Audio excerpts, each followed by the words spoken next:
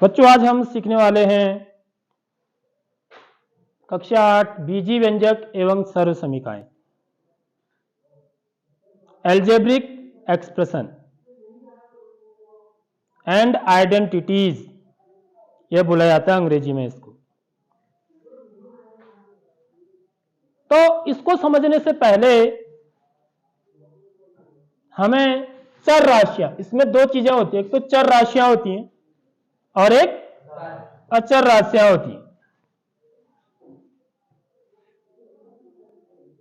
ठीक है, तो चर राशि किसे बोलते हैं ये समझना है आपको, क्योंकि जो हमारे बीजी व्यंजक होते हैं वो इन दोनों के ही मेल से बने होते हैं। जैसे विद्यालय है, विद्यालय में क्या क्या है, दो प्रकार के बच्चे हैं, एक तो बालक हैं और दूसरी बालिकाएं हैं। उनके मेल से पूरे विद्यालय के बच्चे बनते हैं हमारे। समझ में आ रही बात? जो विद्यार्थी हैं, विद्यार्थी किनको बोलेंगे? मेल एंड फीमेल, बालक और बालिकाएं, बॉयज एंड गर्ल्स। तो ऐसे ही जो बीजी व्यंजक होते हैं वो चर और अचर के मेल से बनते हैं। समझ में आ रही बात? बीजी व्यंजक का मतलब यह है कि उसमें आपको दो चीजें मिलेंगी, एक तो चर राशियां मिलेंगी और दूसरी अचर राशियां मिलेंगी। तो जब चर और अचर राशियां गणितीय संक्रियाओं से मिलती हैं, अब ये मिलते कैसे हैं? गणितीय संक्रियाएं। अब गणितीय संक्रियाएं क्या होती हैं? चार होती हैं हमारी, जोड़, घटाना, गुणा, भाग। इन्हीं को गणितीय संक्रियाएं बोलते हैं। तो हम गणित में करते क्या हैं? या तो जोड़ते हैं या घटाते हैं या गुणा करते हैं या भाग देते हैं। तो एक चर और अचर राशियां भी आपस में या तो जुड़ेंगी या घटेंगे या गुणा होंगे या भाग होंगे। तो इस प्रकार किसका निर्माण करेंगे? बीजी व्यंजक का निर्माण करेंगे। समझ आ रही मेरी बात? अब देखिए इसमें चर राशियां किनको बोलते हैं? देखिए, जिनके मान क्या होते हैं?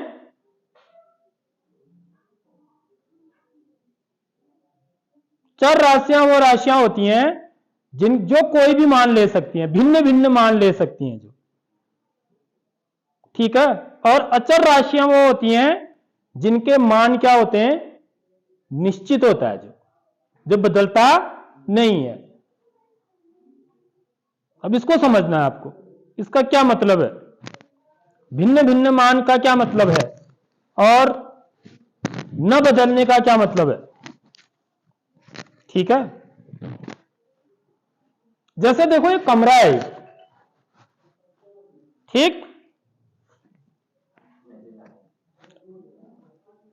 तो इस कमरे में, ये कमरा कहीं जा रहा है? नहीं जा रहा, ये कमरा स्थिर है। ठीक है, तो इसको आप क्या मान सकते हैं? अचर राशि। कमरे को ये बदल नहीं रहा है, कमरा वही है। लेकिन हर साल इस कमरे में बैठने वाले बच्चे, क्योंकि ये कक्षा 8 की कक्षा का कमरा है, ये कमरा किसका है? कक्षा 8 का। तो पिछले साल यहां जो बच्चे थे वो कोई और थे, उनकी संख्या भी अलग थी। समझ रहे हो बात? अभी इस बार आप कितने बच्चे हैं? हाँ, तो पिछली बार क्या थे? बच्चों की संख्या कुछ और थी। उससे पहले साल बच्चों की संख्या क्या होगी? कुछ और होगी। उससे पहले क्या होगी? कुछ और होगी। यानी कि हर साल इस कमरे में बैठने वाले जो बच्चे हैं उनकी संख्या क्या हो रही है?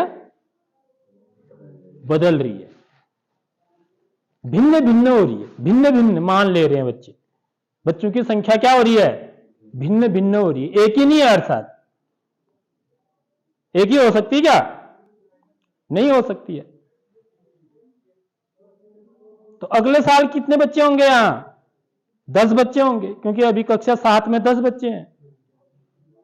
ज्यादा भी हो सकते हैं, यदि बाहर से बच्चे कुछ और आ जाएंगे तो ज्यादा भी हो जाएंगे, या कुछ बच्चे यहां से चले जाएंगे माना कम भी हो सकते हैं, क्योंकि बच्चे आ भी सकते हैं जा भी सकते हैं। समझ रहे हो बात? तो यहां पर बैठने, इस कमरे में बैठने वाले बच्चों की संख्या प्रतिवर्ष वो क्या हो रही है बच्चों? बदल रही है, एक ही नहीं हो। तो वो क्या कहलाती है? इस प्रकार की जो राशियां होती हैं उनको हम क्या बोलते हैं? चर राशियां बोलते हैं। समझ रहे हो बात? क्योंकि कमरा नहीं बदल रहा है, कमरा तो वही है, कमरे की संख्या तो एक ही है ना, कमरा तो एक ही है, वो बदल रहा है? वो नहीं बदल रहा है। तो वो क्या हो गया? अचर हो गया। मेरी बात आ गई समझ में? जो नहीं बदलता है, ठीक है, जैसे मैंने यहां पर 3 लिख दिया, 3 बदलेगा? नहीं बदलेगा। समझ में आ रही बात? तीन अचर राशियां ऐसी होती हैं जो हम ये गणित में ये अंक होते हैं, ये सब क्या है? अचर राशियां हैं। जैसे मैं 0, 1, 2, 3, 4, 5/6, ऋण 3/7, ये सब कुछ भी लिखूं तो ये क्या है बच्चों? ये अचर कहलाएंगे। समझ में आ रही बात? और चर राशियों को हम किससे दिखाते हैं? अंग्रेजी के अल्फाबेट से दिखाते हैं। किससे दिखाते हैं? अल्फाबेट से दिखाते हैं। X, Y, Z ऐसे करके दिखाते हैं। आगे बात समझ में? तो X जो है ना, कोई भी मान ले हो सकता है X का, यह मतलब है। इसका मान 1 भी हो सकता है, 2 भी हो सकता है, कोई भी जो है वास्तविक संख्या X जो है कोई भी वास्तविक मान ले सकता है। वास्तविक संख्या का मतलब होता है परिमेय धन अपरिमेय। परिमेय और अपरिमेय को मिला के पूरी वास्तविक संख्याएं कहलाते हैं, पूरी संख्याओं का परिवार।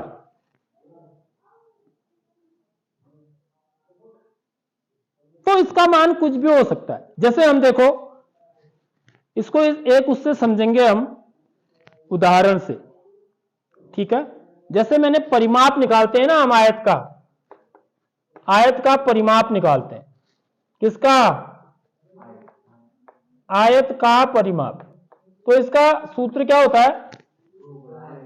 2 गुणा L धन P। ये पता है ना आपको? तो यहां पर ये L और B क्या चीज है? चर राशियां हैं। समझ में आ रही बात? तो इसमें 2 चर हैं, एक L है और एक B है। तो L और B के मान क्या हो सकते हैं? कुछ भी हो सकते हैं। समझ रहे हो नहीं समझ रहे हो बात? भाई जिसका आप कोई भी आयत है, माना एक आयत में ये ले रहा हूं, आयत कुछ किसी भी आकार का हो सकता है ना। माना एक आयत यह है, माना इसकी लंबाई 8 सेंटीमीटर है और चौड़ाई कितनी सेंटीमीटर है? 6 सेंटीमीटर है। तो यहां पर L बराबर कितना हो जाएगा? 8 सेंटीमीटर, और B बराबर क्या हो जाएगा? 6 सेंटीमीटर।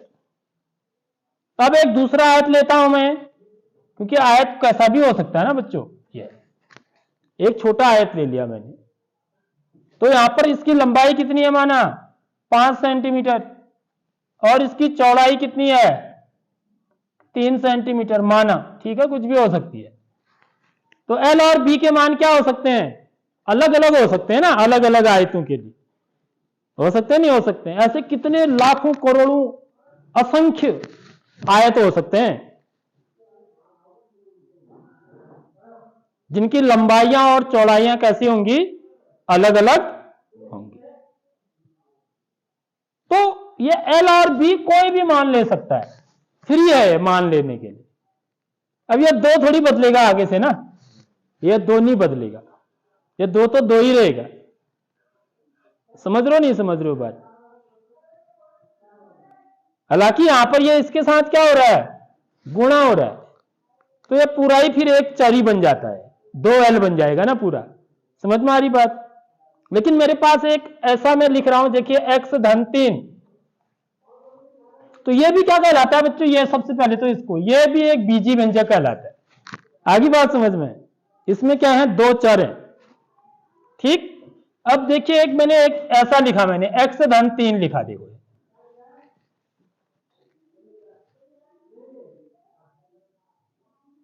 तो ये एक बीजी व्यंजक हमने लिखना सीखा हुआ है पहले, ठीक है। माना किसी संख्या में 3 जोड़ना, समझ में आ रही बात। तो माना संख्या क्या मान ली हमने x, उसमें 3 जोड़ना, तो बीजी व्यंजक क्या बन जाता है मेरा x धन 3। अब संख्या कुछ भी हो सकती है ना, वो नहीं पता हमें। तो इसमें देखिए, इसमें चर क्या है, x है, x का मान कुछ भी हो सकता है। ये क्या है, 3 क्या है, धन 3 क्या हो गया, अचर हो गया है। समझ में आ रही बात, ये नहीं बदलेगा, 3 तो 3 ही रहेगा। समझ में आ रही बात। तो इसमें 2 चीजें हैं, एक तो कैसी राशि है, चर राशि, और दूसरी कैसी है, अचर राशि। तो इन दोनों के बीच में देखो, आप कहीं पर भी चर और अचर के बीच में गणितीय संक्रिया लगाई होगी। गणितीय संक्रिया का मतलब, या तो आप उसमें क्या करेंगे, चर और अचर को, चर है और दूसरा क्या है, अचर है, इनके बीच में गणितीय संक्रियाएं होती हैं। क्या हो सकता है, वो जोड़ हो सकता है, घटाना हो सकता है, गुणा हो सकता है और भाग हो सकता है। तो इस जोड़, घटाना, गुणा और भाग के संयोग से चर और अचर के बीच में जब इनका संयोग होगा तो क्या बनेगा बच्चों, हमारा बीजी व्यंजक। बीजी व्यंजक का निर्माण होता है। और बीज गणित में हम, बीज गणित की एक शाखा है। क्या है, गणित की एक शाखा, जिसको कि हम बीज गणित बोलते हैं। तो उसमें हम बीजी व्यंजकों का ही अध्ययन करते हैं,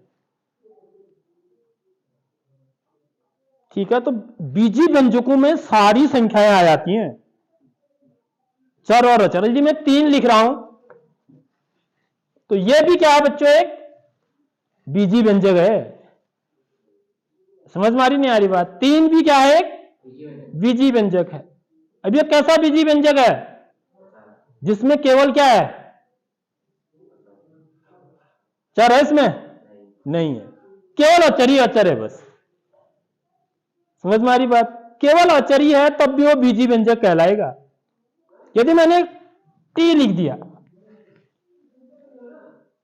ये एक संख्या है यहां पर, लेकिन ये अंग्रेजी का वैसा टी नहीं है। समझ रहे हो बात, गणित में टी लिख रहे हैं हम। तो गणित में जो अंग्रेजी अल्फाबेट से लिखा जाएगा वो क्या होगा बच्चों, हमेशा एक चर होगा। तो माना मैंने यहां पर टी लिख दिया तो ये भी एक बीजी व्यंजक कहलाएगा। इसमें क्या है, सिर्फ चर है, इसमें अचर नहीं है इसमें। समझ में आ रही बात, केवल चर ही चर है, इसमें केवल अचर ही अचर है। मेरी बात समझ में आ रही है। टी में क्या है, सिर्फ चर ही चर है। या मैंने एक्स लिख दिया या वाई लिख दिया तो ये क्या कहलाएंगे, चर, केवल चर है इसमें। यदि मैं टी 2 वाई ऋण 8 लिखता हूं, देख लो, ये भी एक बीजी व्यंजक है। बीजी व्यंजक कितने हो सकते हैं, अनंत हो सकते हैं, याद रख लो। बीजी व्यंजक कितने हो सकते हैं, अनंत हो सकते हैं। हम गणित में कुछ भी लिखें तो वो एक बीजी व्यंजक है, ठीक है। तो ये क्या है, एक बीजी व्यंजक है। अब ये इसमें क्या है, चर भी है और अचर राशि भी है। चर क्या है इसमें, y है। ये पूरा क्या कहलाता है, चर वाला पद कहलाता है। पूरा क्या बोलेंगे, चर वाला पद, ठीक है। और ये क्या है, पूरा अचर वाला पद है। इसमें चर नहीं है, किसमें, ऋण 8 में। यहां पर ये 2 भी अचर है वैसे, लेकिन ये चर से गुणा हो रहा है यहां पर। तो पूरी की पूरी राशि क्या बन गई, चर ही बन गई अभी, क्योंकि 2 अचर है, y क्या है, चर है, ठीक है। तो इसमें पूरी की पूरी राशि क्या बन जाती है, चर बन जाती है। लेकिन इसमें तो है ही नहीं ना चर, तो इसलिए क्या रहेगा, अचर ही बोलेंगे इसको। आगे बात समझ में, क्या होता है चर और अचर, समझ आ गया। बीजी व्यंजक क्या होता है, समझ में आ गया। तो बीजी व्यंजक किससे मिलके बनेंगे, चर और अचर के। जब चर और अचर राशियां गणितीय संक्रियाओं के द्वारा जुड़ती हैं या मिलती हैं। गणितीय संक्रियाओं के द्वारा मतलब जोड़ घटाने गुणा भाग से जब वो आपस में मिलते हैं तो क्या बनाते हैं? बीजी व्यंजक बनाते हैं।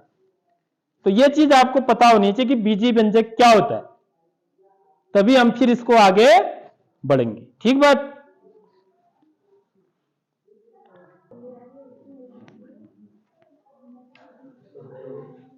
अब हम सीखेंगे एक चर वाले बीजी व्यंजक कैसे होते हैं। ठीक है, वो बीजी व्यंजक जिनमें केवल क्या हो, एक ही चर हो। ठीक, जैसे देखिए x, ठीक है, उदाहरण बता रहा हूं मैं इसके।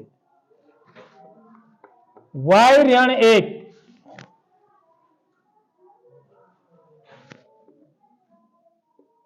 t धन 2/3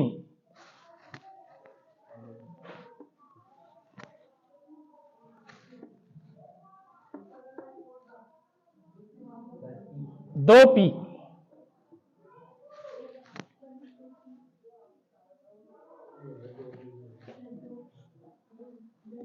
r/6। समझ रहे हो? तो इन सब में क्या है, देखो ये सब बीजी व्यंजक हैं, इनमें एक ही चर है। देखो इसमें एक ही चर है, x है खाली, इसमें चर क्या है, y, तो एक ही है ना, एक ही चर होना चाहिए। इसमें t चर है, एक ही चर है, ये क्या है, अचर है। समझ मारी बात। इसमें p एक ही चर है, इसमें r। तो चरों को हम किससे दिखाते हैं बच्चों? अंग्रेजी के अल्फाबेट से। वो कोई भी हो सकता है, ए से लेके जेड तक। तो ये हुए हमारे एक चर वाले बीजी व्यंजकों के उदाहरण। ठीक, अब दो चर वाले बीजी व्यंजक कैसे होंगे देखिए। जैसे मैंने क्या लिख दिया, एक्स वाई। देख लो, ऐसा भी तो हो सकता है, दो चर भी तो गुणा हो सकते हैं ना आपस में। एक्स और वाई जब आपस में गुणा होंगे तो हम इसको क्या लिखेंगे, एक्स वाई। देख लो, याद रख लो, एक्स गुणा वाई बराबर क्या होता है, एक्स वाई लिखते हैं इसको। एक्स गुणा वाई को क्या लिखते हैं, एक्स वाई। ये बात याद रखनी है। तो जब एक्स वाई लिखा होगा तो हमेशा ये समझना है कि एक्स और वाई क्या हो रहे हैं, आपस में गुणा हो रहे हैं। ऐसे ही देखिए पी क्यू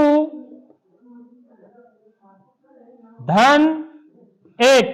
देखो इसमें भी कितने चर हैं, दो चर है, पी और क्यू। समझ में आ रही बात। एक्स धन वाई ऋण 3। देख लो, ऐसे भी हो सकता है। इसमें भी कितने चर हैं, दो चर है। इसके बाद देखिए और क्या उदाहरण हो सकते हैं। r/2 धन ऋण s धन 9। ये इसमें भी कितने चर हैं, दो चर हैं। कौन कौन से, r और s। आगे बात समझ में। तो ये दो चर वाले बीजी व्यंजकों के उदाहरण हैं। ऐसे आप तीन चर वाले भी लिख सकते हैं। जैसे मुझे तीन चर वाला बीजी व्यंजक लिखना है जिसमें तीन चर हो, तो मैं क्या लिख सकता हूं, x धन y धन z। देख लो इसमें तीन चर है ना, समझ में आ रही बात। या क्या लिख सकता हूं, p धन q धन 2r ऋण 3। देख लो इसमें भी कितने चर हैं, तीन चर है।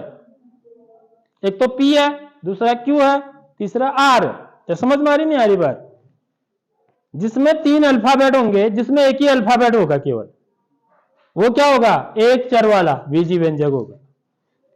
जिसमें दो अल्फाबेट होंगे, दो चर वाले। जिसमें तीन अल्फाबेट होंगे, तीन चर वाले। आगे बात समझ में आसान है ना। अब आता है इसमें बच्चों पद। क्या चीज? पद और गुणांक। ये बड़ा इंपॉर्टेंट है।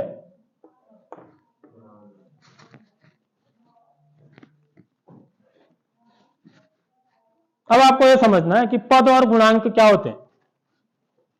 जैसे मैंने एक बीजी व्यंजक लिखा है इसमें, तो आपके चीजें पूछी जाती हैं मतलब परीक्षाओं में कि कितने पद हैं इसमें।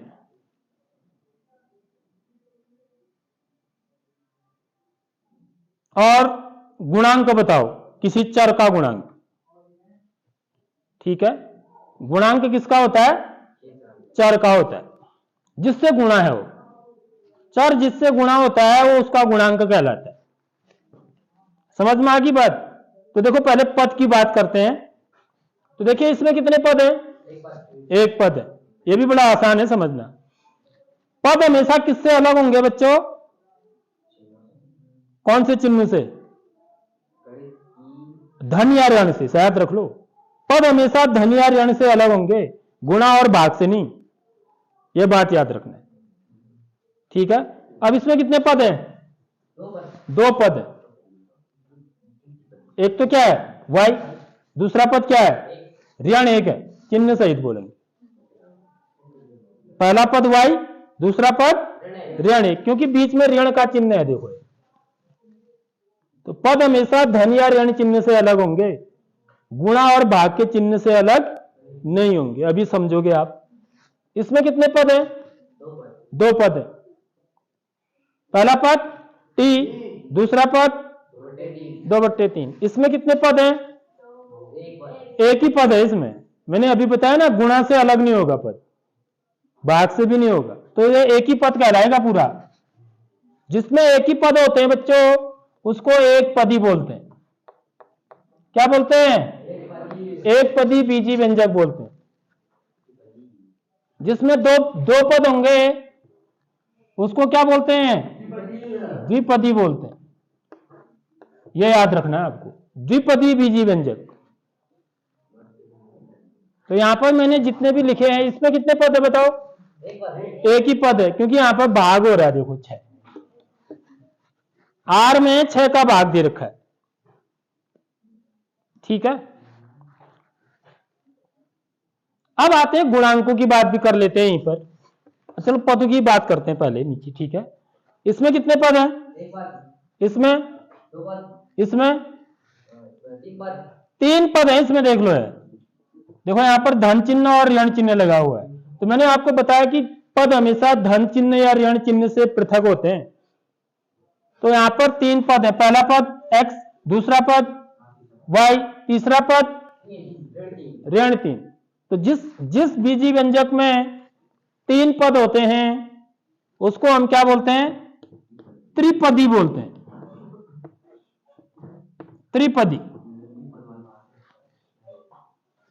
त्रिपदी बीजी व्यंजक बोलते हैं 3 पद वाले को। तो आपका इतना ही है। एक पदी क्या होता है, द्विपदी क्या होता है, त्रिपदी। समझ गए ना इनके उदाहरण? इसमें कितने पद है? इसमें भी 3 पद है। अब इसमें 3 पद है। इसमें 4 पद है। देख लो 1 2 3 4। आगे बात समझ में? तो पदों की संख्या कैसे बताते हैं बीजी व्यंजक में, ये मैंने आपको बताया। अब इसके बाद आते हैं गुणांक पर।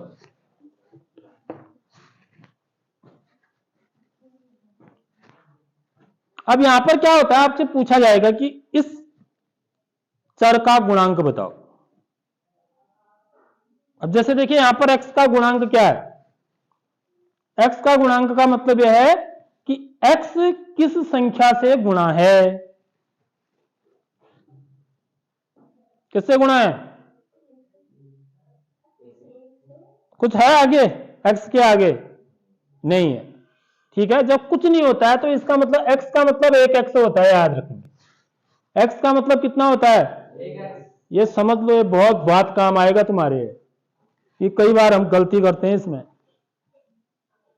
क्योंकि अभी हम बीजी व्यंजकों का जोड़ घटाना गुणा ये सब सीखने वाले हैं। तो वहां पर यह चीज काम आती है। यदि खाली x लिखा है तो इसका मतलब इसके आगे क्या है, 1 है।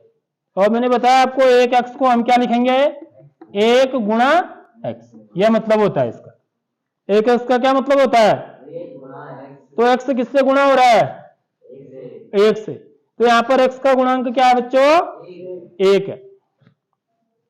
आगे बात समझ में, ऐसे सवाल पूछे जाते हैं। यहां पर y का गुणांक क्या है,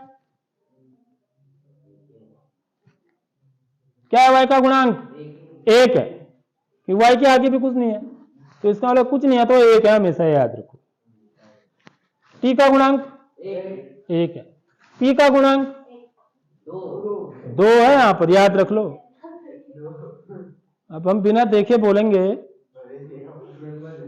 आंख होते हुए भी, तो फिर यहां पर p किससे गुणा हो रहा है ना, 2p का क्या मतलब हुआ, 2 गुणा p, तो p का गुणांक 2 है, इसको गुणांक बोलते हैं। इसको हम क्या बोलते हैं बच्चों, गुणांक बोला जाता है, कोफिशिएंट।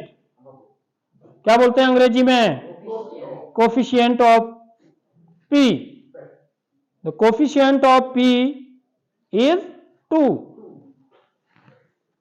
अब यहां पर r का गुणांक बता दो, चलो r का गुणांक बताओ, यह बड़ा अच्छा है। क्या है r का गुणांक,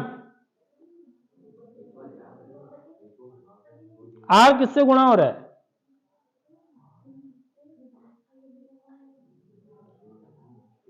बता सकते हो, नहीं गलत, 6 से थोड़ी गुणा हो रहा है।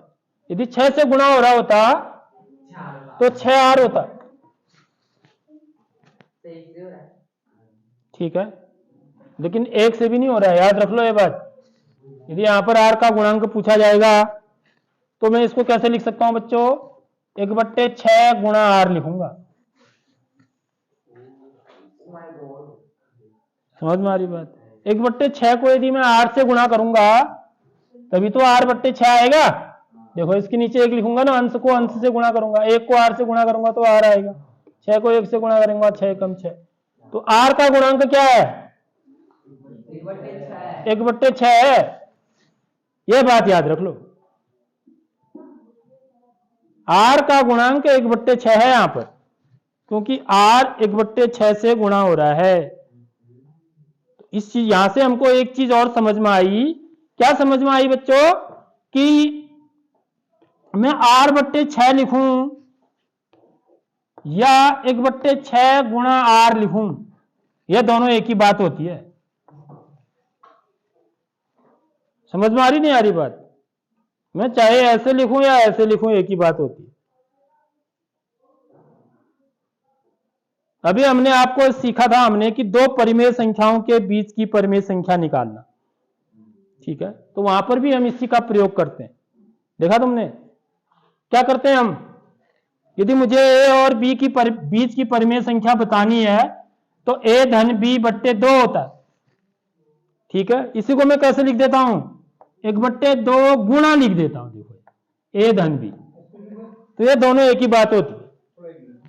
मैं तो ये पूछ रहा था ना, जैसे जिसमें इनके 33 से कम वाले नंबर है उसको गोल करें, गोल कर दो, गोल करते हैं। और इनमें अनुत्तीर्ण उत्तीर्ण का भी वो दे रखा है, तो जो जैसे कोई भी बच्चा चाहे एक विषय में भी 33 से नीचे है तो अनुत्तीर्ण उत्तीर्ण करें, ठीक, उसमें अभी हाफ ही अभी रहने दो, वैसे करना तो है ही आप ही। हाँ, हाफ अर्धवार्षिक का कॉलम तो दिया है, तो क्या करना चाहिए वैसे, 10th का हुआ वैसे। अरे मैं इसमें ना ये अनुत्तीर्ण माना जाएगा, ग्रेस वगैरह भी तो मिलता है, ग्रेस तो वार्षिक में मिलता है शायद, ग्रेस हाँ शायद वार्षिक ही होता है।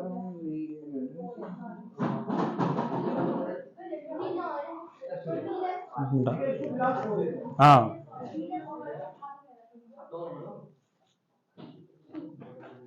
इसको ऐसे भी लिखते हैं, देखा आपने, तो ये दोनों एक ही बात नहीं होती है। समझ में आ रही नहीं आ रही बात, तो ऐसे ही यहां पर भी r/6 है तो इसको 1/6 गुणा r लिख सकता हूं, ये दोनों एक ही बात है। तो ये जो कॉन्सेप्ट है ना बच्चों, जो अपने दिमाग में इनको बैठा लेगा एक बार, वो आगे को कहीं मार नहीं खाएगा। और जो इनको नहीं बिठा पाएगा उसको फिर आगे को दिक्कत ही आती है, क्योंकि ये बीज गणित ना सबसे ज्यादा लगती है गणित में। अंक गणित में भी आगे को अंक गणित भी जो है बीज गणित का रूप ले लेता है। बड़ी क्लासों में तो बीज सब एक्स वाई में ही होती है बातें। कक्षा 12 की गणित देखोगे आप तो आपको एक्स वाई में ही मिलेगा सब कुछ, समझ रहे हो। तो जो एडवांस गणित होगी उसमें बीजी व्यंजकों का बड़ा इंपॉर्टेंस है। जो इससे अभी से समझ लेगा, सीख लेगा, उसको ये सीढ़ी बन जाएगी उसकी, आगे उसको दिक्कत नहीं आएगी फिर। तो ये छोटी छोटी बातें आपको अपने दिमाग में बिठा लेनी है कि इसको मैं ऐसे भी लिख सकता हूं। जब आगे से कुछ नहीं होता है किसी भी चर के, तो उसका मतलब उसके आगे एक होता है, एक से गुणा है। तो ये बातें आपको दिमाग में बैठा लेनी है। तो गुणांक समझ में आ गया बच्चों। जिससे वो चर गुणा हो रहा होगा वो उसका क्या कहलाएगा, गुणांक कहलाएगा।